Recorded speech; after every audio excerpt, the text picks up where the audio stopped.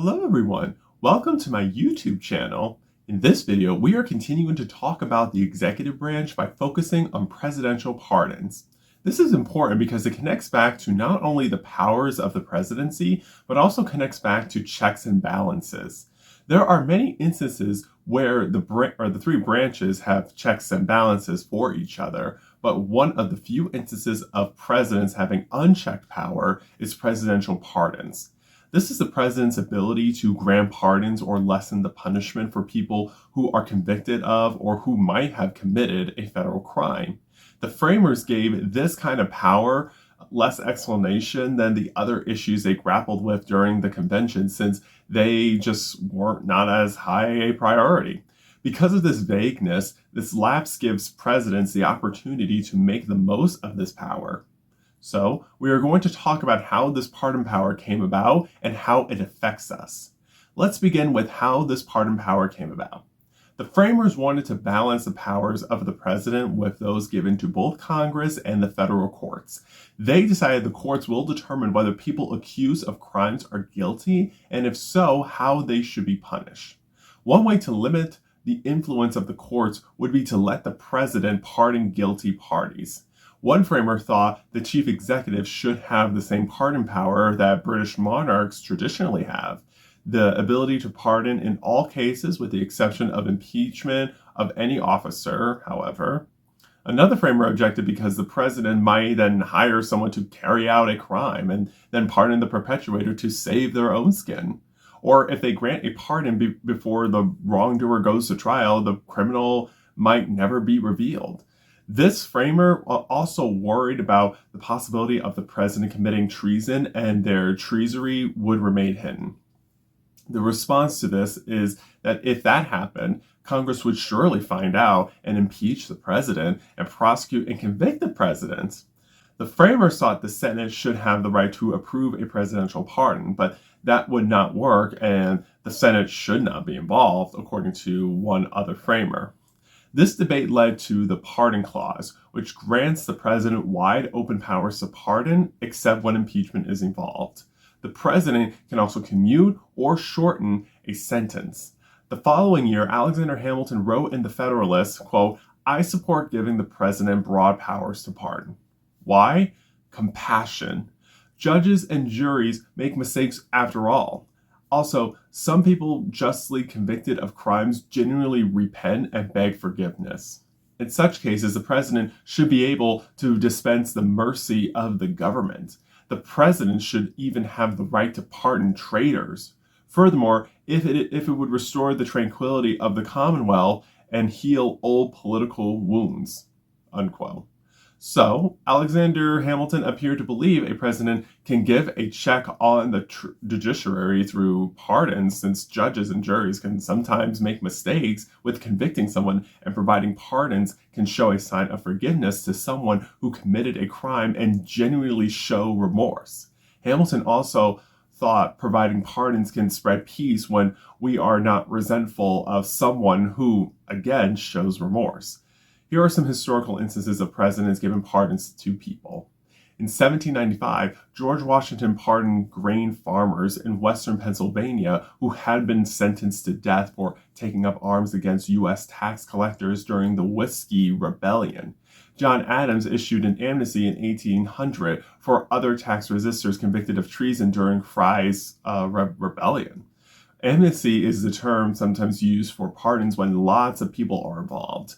And in 1801, Thomas Jefferson pardoned prisoners convicted of disobeying the Alien and Sedition Acts. So, is there a big problem with presidential pardons? Well, as I said in the beginning of this video, the president's power to grant pardons is broad.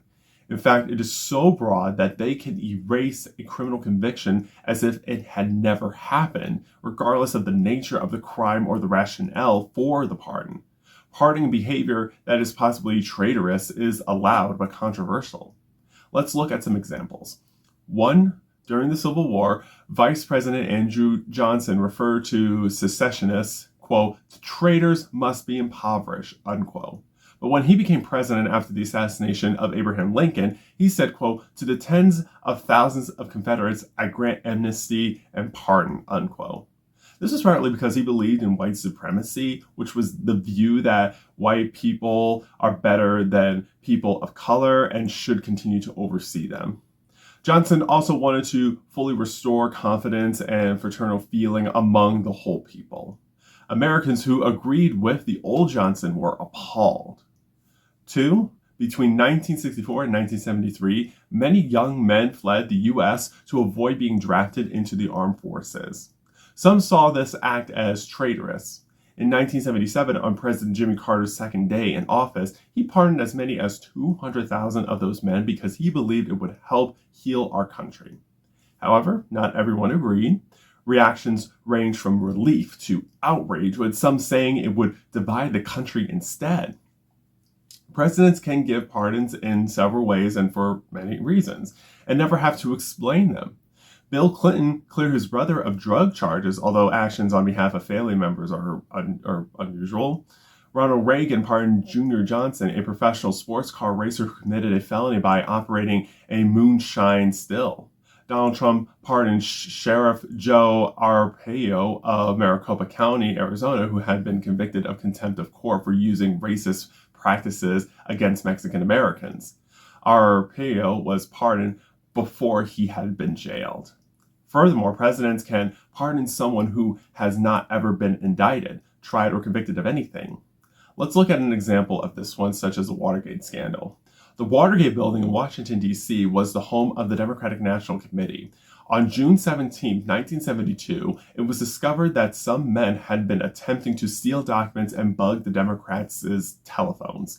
One of the burglars was working for CREEP, the Committee for the Re-election of the President, Republican Richard M. Nixon, in the upcoming November election. But the full details of the robbery would not come out until after Nixon handily won.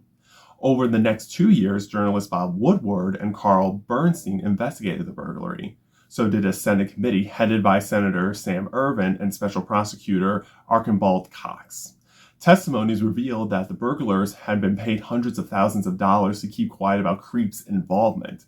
Nixon recorded all the conversations in the Oval Office but refused to release them.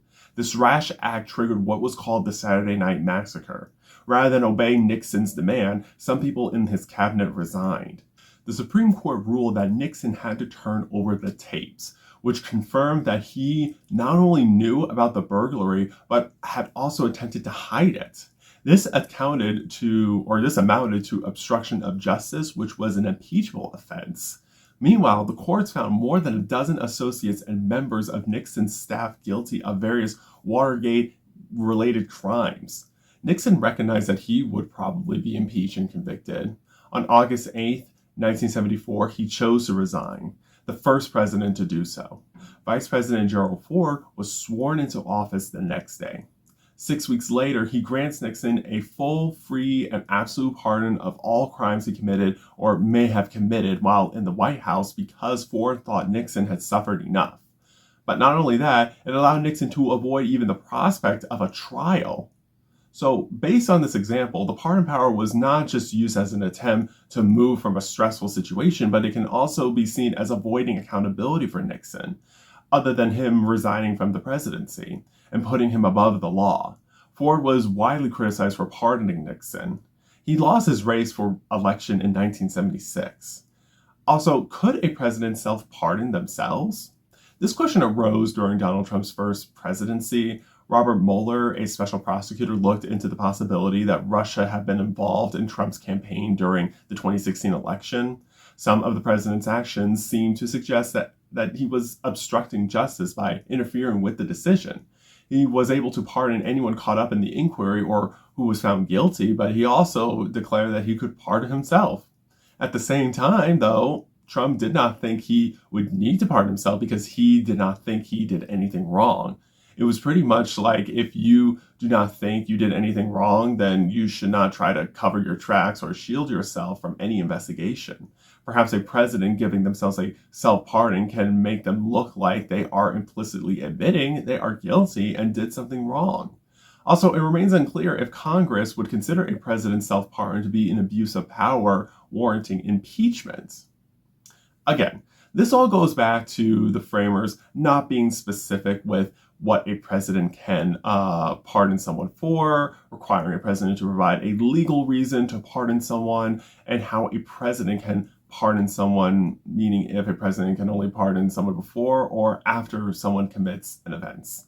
Hamilton thought having a pardon system can add on to the checks and balances system, but it turns out that presidential pardons can be abused to prevent someone from being held accountable for a crime they should be seriously held accountable for. It calls into question if that is how justice should be handled for that person.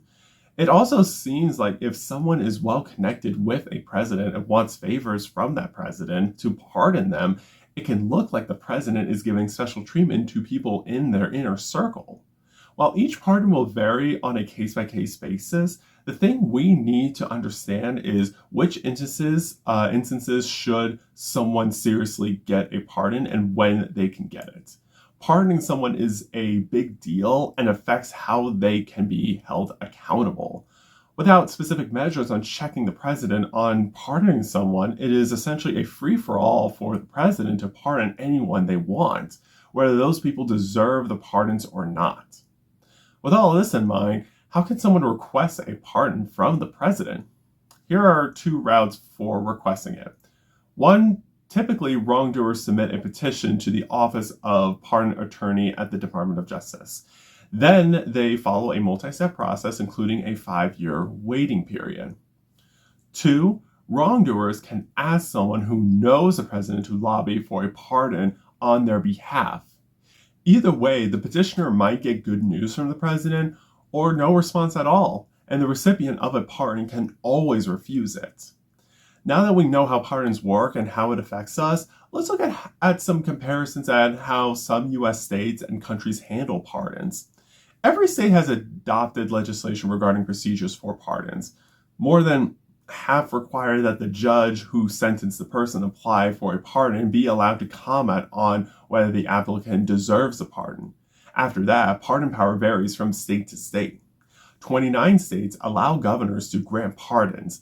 In most of these states, including Alaska, California, New York, and Ohio, an advisory board makes recommendations, though the governor is not bound to accept them.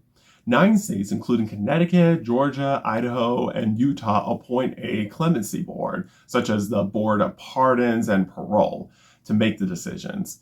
The remaining 12 states, including Arizona, Florida, Louisiana, and Texas, divide the power between the governor and a board.